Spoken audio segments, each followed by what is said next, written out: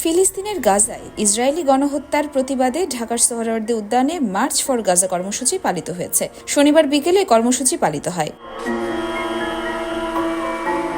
বাংলাদেশের এই March for Gaza কর্মসূচি নিয়ে দেশের পাশাপাশি সংবাদ প্রকাশ করেছে বেশ কিছু বিদেশি গণমাধ্যমও। এগুলোর মাঝে রয়েছে আল জাজিরা, বার্তা সংস্থা Associates Press, AP, Washington Post, the Independent, Arab News সহ আরও অনেকেই। এমনকি খোদ ইসরায়েলি গণমাধ্যম দ্য টাইমস অফ ইসরায়েলও এই ঘটনায় সংবাদ প্রকাশ করেছে।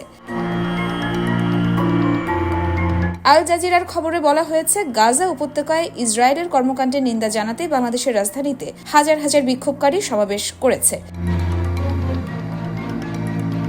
আরব নিউজ তার প্রতিবেদনে জানিয়েছে, শনিবার ঢাকায় 10 লাখের বেশি মানুষ জড়ো হন, যা গাজাবাসীর প্রতি বাংলাদেশের মানুষের সবচাইতে বড় সংহতির প্রকাশ।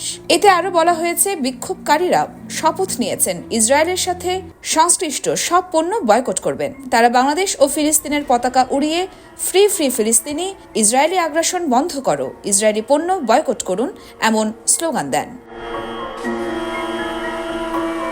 এদিকে খোদ ইসরায়েলেরই গণমাধ্যম টাইমস অফ ইসরায়েল পত্রিকায় বাংলাদেশে গাজা যুদ্ধে প্রতিবাদে প্রায় 1 লাখ লোকের বিক্ষোভ, নেতানিয়াহু ও তার সমর্থনকারীদের ছবি পদদলিত।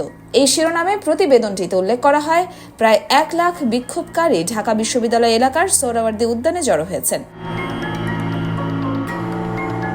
এতে আরও বলা হয়েছে, ইসরায়েলকে সমর্থন করার অভিযোগে বিক্ষোভকারীদের অনেকেই মার্কিন প্রেসিডেন্ট ডোনাল্ড ট্রাম্প, ইসরায়েলি প্রধানমন্ত্রী বেনিয়ামিন নেতানিয়াহু এবং ভারতের প্রধানমন্ত্রী নরেন্দ্র মোদীর ছবি পদদলিত করে। এছাড়াও সমাবেশে গাজার বেসামরিক হতাহতদের প্রতীকী লাশ নিয়ে আসা হয়। প্রতিবেদনে বিক্ষোভ সমাবেশের ছবিও প্রকাশ করা হয়েছে। ব্রিটিশ সংবাদ মাধ্যম দ্য ইন্ডিপেন্ডেন্ট বলেছে, সমাবেশে প্রায় 1 লাখ মানুষ ছিলেন।